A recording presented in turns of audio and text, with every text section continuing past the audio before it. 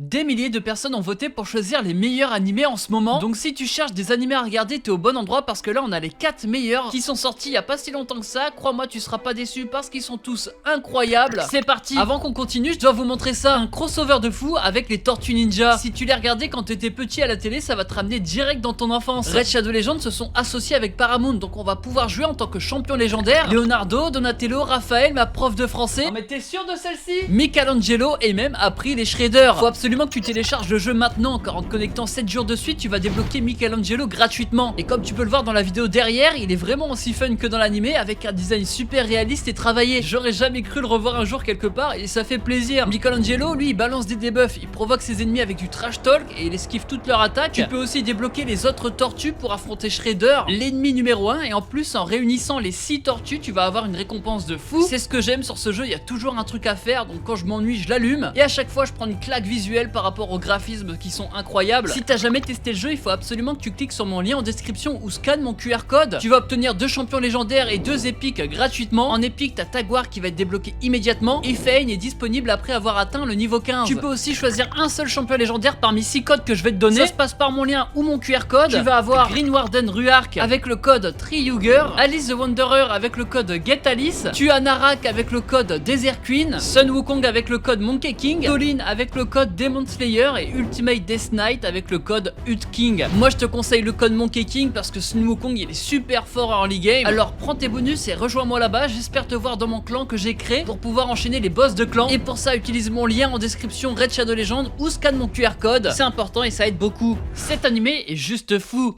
Gashakuta, c'est cet animé Neketsu qui est en train d'exploser tout en ce moment, et je comprends parce que c'est clairement la relève de la nouvelle génération. Dans cet animé, l'histoire se passe dans un monde assez particulier. Il y a un côté la cité flottante où vivent les riches, et à côté de ça, il y a les bas-fonds, les quartiers plutôt pauvres où les riches vont jeter des déchets et tout ce qu'ils jugent inutile, donc ça peut même être des êtres humains. C'est dans ces quartiers que va vivre Rudo, le perso principal. Lui, il a été élevé par un gars qui s'appelle Recto Vexo.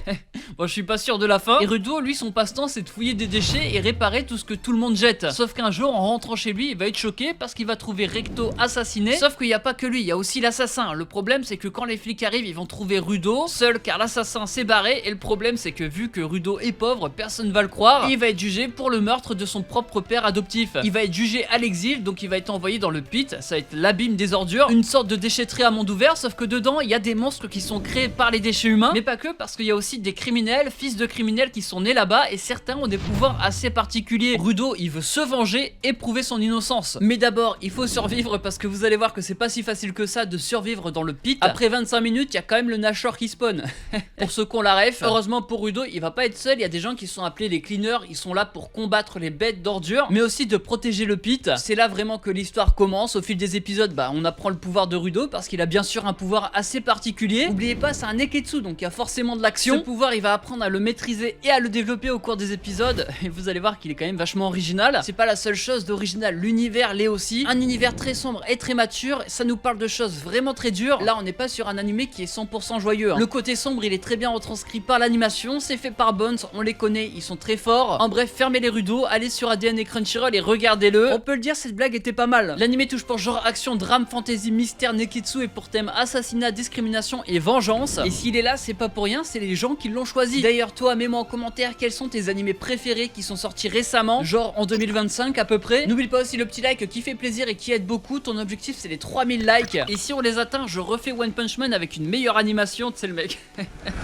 Il a explosé sur internet. To Be Hero X, enfin on en parle sur cette chaîne. Lui, d'après les notes, il fait clairement partie du top 2. Il est incroyable, et pour ceux qui ne le savent pas, c'est la 3e série de la saga. Il y avait To Be Heroine et To Be Hero que j'avais déjà parlé sur la chaîne parce qu'ils étaient également fous, mais l'histoire n'a rien à voir. C'est simple, dans cet animé, il y a des super-héros, et les super-héros, ils naissent de la foi des gens. Ça veut dire que si les gens croient qu'un tel peut voler, et un tel pourra voler et deviendra du coup un super-héros parce qu'il a clairement un super pouvoir. A l'inverse, ils peuvent ne plus croire en un super-héros et du coup, ils perdra ses pouvoirs. Cet animé est compliqué d'en parler parce qu'il y a plusieurs arcs et chaque arc nous parle de persos différents, enfin nous présente d'autres personnages, des backgrounds, leur lutte. On voit comment les gens obtiennent leur pouvoir ou perdent leur pouvoir, leur confiance envers les gens. La première histoire qu'on voit, c'est Nice, un super-héros qui va se donner la mort à cause de la pression du public. C'est Lin Ling qui s'est retrouvé par hasard au mauvais endroit au bon moment parce que suite à ça, il va prendre l'identité de Nice et c'est lui qui obtiendra ses pouvoirs. Et je crois que l'histoire de Nice, ça dure jusqu'à l'épisode 4 si je me trompe pas ou un truc comme ça. Et l'histoire était nice.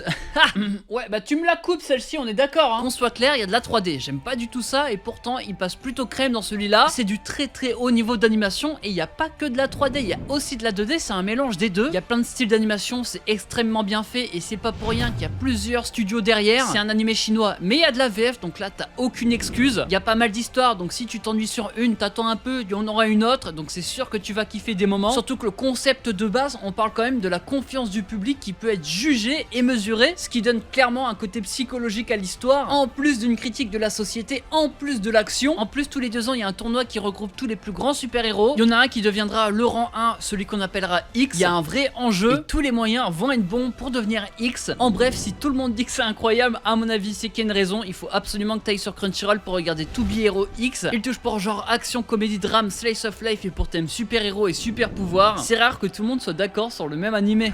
Un animé pour psychopathe, Lord of Mystery, t'en as sans doute entendu parler, et pareil, il fait partie des animés les mieux notés cette année. Et d'ailleurs, c'est personnellement mon animé préféré de la saison dernière. Mais tiens-toi prêt parce qu'il est quand même assez compliqué. Nous on suit l'aventure de Zou, un mec qui va trouver par hasard un rituel dans une librairie qui est censé lui donner un peu plus de chance dans la vie. Mais le problème, c'est que quand il va faire le rituel, il va se retrouver projeté dans un autre monde, dans le corps d'un mec qui s'appelle Klein Moretti qui vient de mourir. C'était un jeune diplômé, mais on n'en sait pas plus sur sa mort. Rapidement, Klein Moretti, il va se rendre compte qu'il y a des mecs qui s'appellent les Beyonders. C'est des mecs qui ont des pouvoirs assez particuliers. Pour avoir des pouvoirs, il faut boire des potions, sauf que t'as des risques de mourir. Et pour survivre, Klein va rejoindre une organisation secrète qui enquête sur les phénomènes surnaturels. Ils se battent aussi contre des monstres. Il y a de tout dans cet univers. En plus de ça, il va fonder un truc qu'on appelle le club du tarot. Il y a le fou, la justice, le pendu, le gros fils de Biodastrub. C'est ce que je voulais dire dès le début. Le but de ça, c'est de se réunir autour d'une table pour partager son savoir. Et je peux vous dire qu'on voit tout ça en 2 épisodes, on comprend rien du tout, mais c'est juste qu'il faut réfléchir un peu quand même quand tu le regardes. Et je peux vous dire que la route va être longue pour découvrir pourquoi Klein Moretti est mort. Est-ce qu'il s'est donné la mort? Est-ce que c'est quelqu'un qui l'a tué? Comme t'as pu le voir.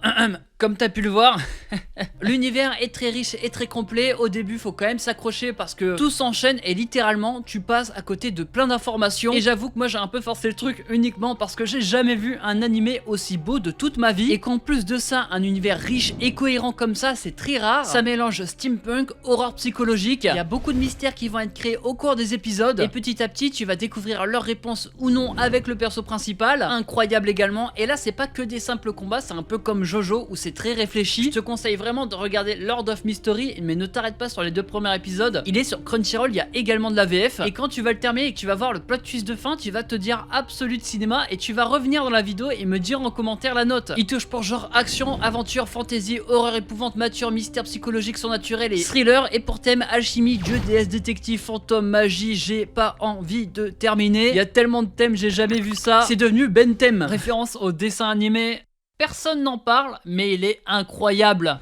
Personne n'avait vu arriver cet animé et pourtant maintenant, c'est peut-être l'un des animés les plus tristes qu'on ait vu de toute notre vie. Il s'appelle Takopi no Genzai et je peux vous dire avec lui et les autres, on a très bien mangé cette année. Takopi, c'est quoi? C'est un petit extraterrestre qui vient d'une planète qui s'appelle Happy. Sa mission, tu l'as compris, c'est d'apporter le bonheur partout où il va. Pour ce faire, il a des Happy Gadgets, c'est des appareils magiques qui devraient théoriquement rendre les gens heureux. Un jour, sur Terre, il va croiser la route de Shizuka, une fille de 9 ans qui est extrêmement triste. Elle se fait harceler à l'école. Sa seule consolation dans la vie, c'est son chien, Chappie. Takopi va tout faire pour aider la petite fille et lui redonner le sourire. Mais plus on avance dans l'histoire, plus Takopi va découvrir la vérité. L'humain est beaucoup plus dur et compliqué de ce qu'il imaginait, que des fois des gadgets ne suffisent pas et que quand t'essayes d'aider, ça peut empirer. Et vu que t'as compris le pitch, j'imagine, t'as vu que c'est un animé très dur. Il y a seulement 6 épisodes pour l'instant. Et c'est sûr que dans les 6, tu vas lâcher ta larme, c'est obligé. Là, on n'est pas face à un animé, on est face à un chef-d'œuvre. Même visuellement, j'ai trouvé ça très clean, même si j'avoue que c'est pas au niveau de Lord of Mystery, mais rien est au niveau de cet animé. Il y a plus que 2 personnages, mais vraiment les 2 personnages principaux, c'est ce qui choque. On a la naïveté de Takopi, très touchant, il essaye de faire au mieux qu'il peut. Il est en total contraste avec Shizuka. Cet animé est dispo sur Crunchyroll, j'ai vraiment rien d'autre à dire à part il faut absolument le regarder. Il touche pour genre drame, slice of life et pour thème alien, harcèlement, école et se donner la mort. Je peux pas dire le mot parce que YouTube censure. C'était les 4 meilleurs animés depuis 2025 d'après des milliers de votes. Mets-moi en commentaire, toi t'aurais mis quel animé ou quel est ton animé préféré que t'as vu récemment. N'oublie pas aussi le petit like qui fait plaisir et qui aide beaucoup. Merci à Red Shadow Legend de sponsoriser la vidéo. N'hésitez pas à aller cliquer sur le lien en commentaire, télécharger le jeu. C'est vraiment le moment pour avoir un bon départ. À dimanche, pas là mais celui d'après, c'était Rush Manga. Allez, ciao, bye bye.